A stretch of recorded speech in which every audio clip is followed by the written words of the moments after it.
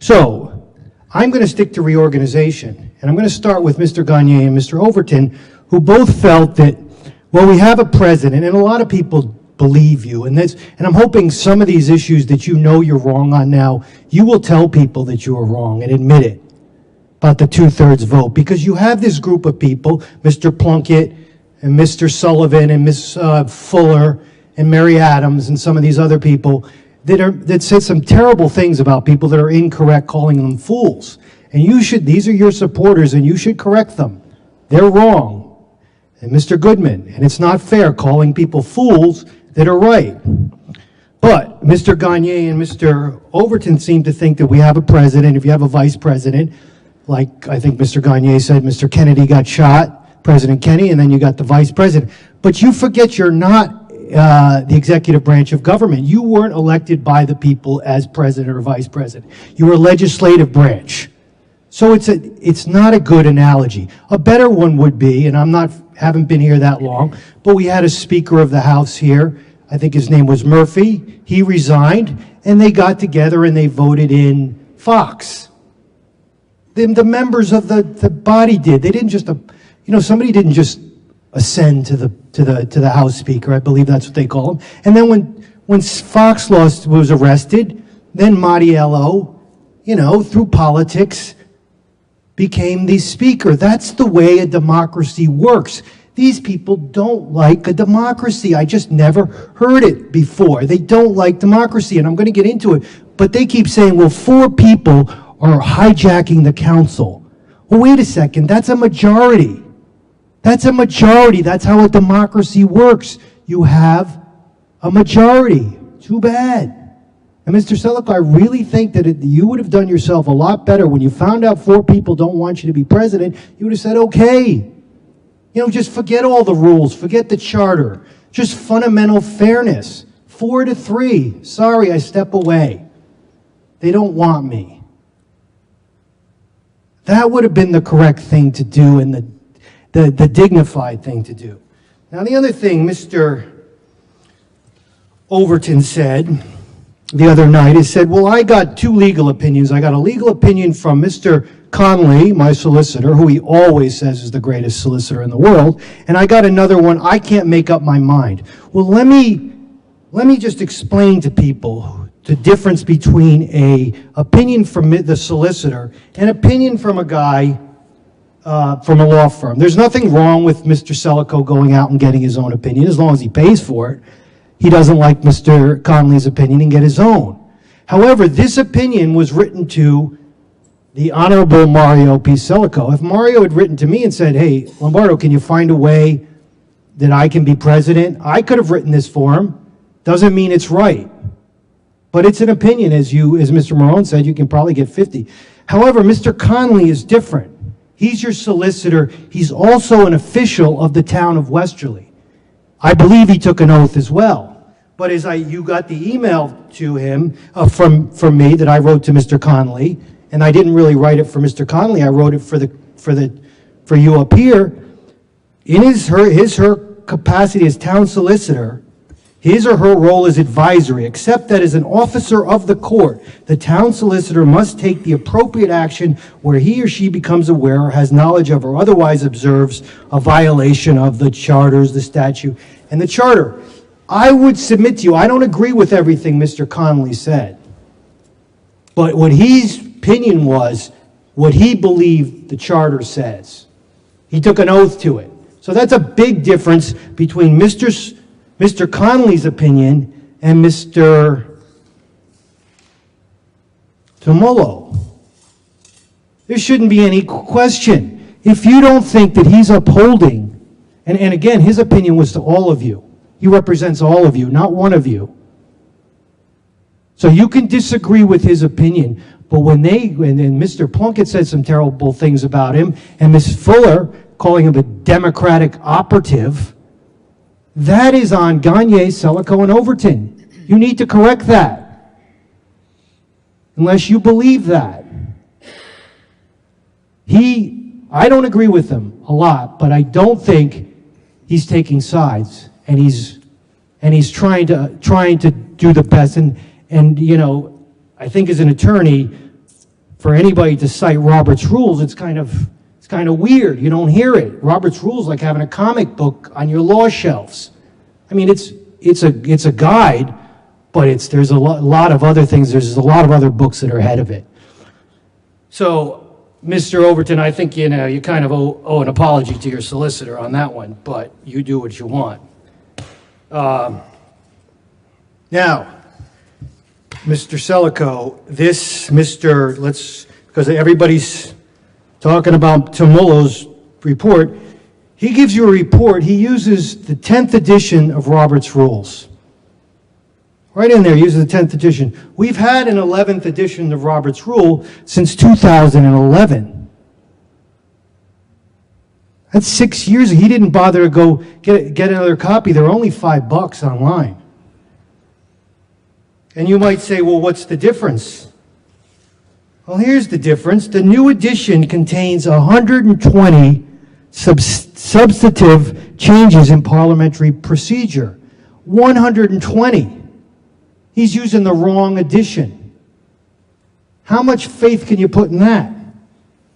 And the most significant change of Robert's Rules is, and you've gotten this, I sent this to you, is Chapter 20, which has disciplinary procedures, including more detailed treatment of removal of officers, as well as provisions on remedies for abuse of authority by the chair in a meeting.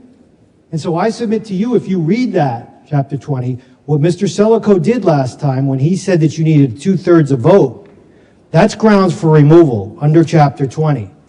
People can disagree with me, but when he and Gagne said you needed a 2/3 vote, that, according to Chapter 20, is an abuse, and he can be removed. So I wouldn't put much stock in this. The other thing he did,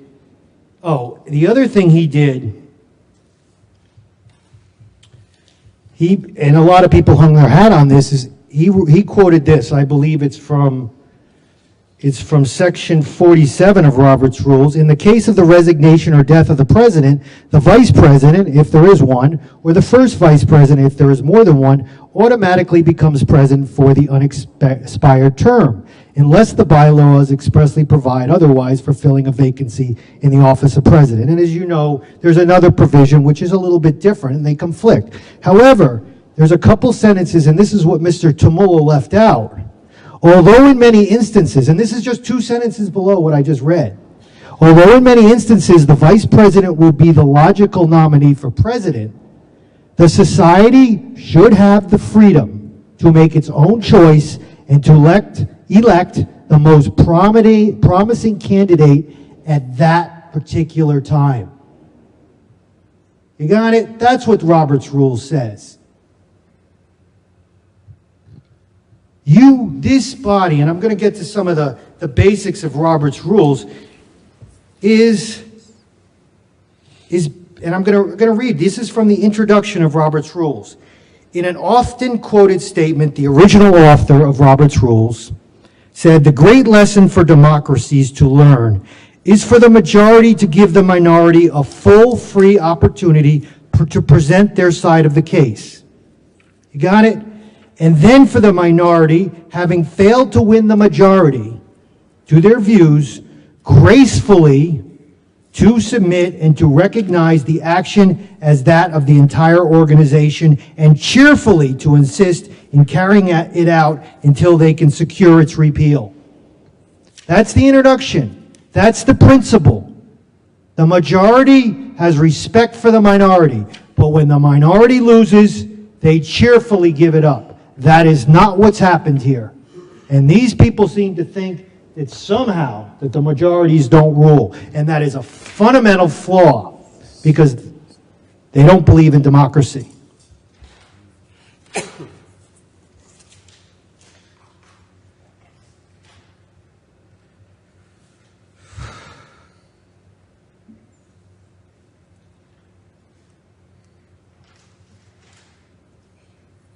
Now, the officers, I just want to read this quickly. I know you're going to get bored, but I think it's important to understand the principles here. This is again from Section 47 of Robert's Rules that everybody's hanging their hat on. principles applying to holding of office. An office carries with it only the rights necessary for executing the duties of the office, and it does not deprive a member of the society of his rights of a member. So, let me should finish some of these. The presiding officer of an assembly, especially a large one, should be chosen principally for the ability to preside. At the same time, any presiding officer will do well to bear in mind that no rules can take the place of tact and common sense on the part of the chairman. While a commanding presence and knowledge are essential in procedural matters, the president of an ordinary deliberative assembly, especially a large one, should, of all the members, have the least to say upon the substance of the pending question. While providing strong leadership, he should be fair. He should never get excited. He should never be unjust to even the most troublesome member, or take advantage of such members' lack of knowledge of parliamentary law, even though a temporary good might be accomplished thereby. And what we saw the other night, the turning off of microphones, Mr. Celico, how can you do that to your fellow members? You can't. You shouldn't. They have the right to speak. And there's ways, if you read about the way to do it, they say in here, don't use your gavel that often. You should never use your gavel. You went crazy with the gavel. You lost your cool. And you did not comport yourself as a president or a chairman of the body. Shouting down people, telling them they're out of order, telling them they need 2/3 vote to overrule you, which was incorrect. And so, therefore, you took advantage of that they didn't know the rules. But it seems like you didn't know them either, and neither are your cheerleaders like Gina Fuller out there. So, I saw in the paper, read in the paper that you still don't believe that you only need a majority rule to overturn your decisions. I think if you believe now that it only took a majority to overturn you, you should tell people that. Because what's going on here is these people that don't really understand, and they can criticize me all they want, but it's a basic... Point of order, Mr. 15. And Mr. Lombardo, your time is up. Take 30 seconds, please. Well, I think I've made my point, but whoever becomes president next should read the rules, Robert's rules, and comport themselves with fairness. You're just presiding, and you've got to be decent. And so when these people ask why, Mr. Celico, you do have a reputation of running a good meeting out there, but you also have a reputation of being a little, as Mr. Carson said, a dictator. And that was your failing. That's all I have to say. I'll be back later. Thank you.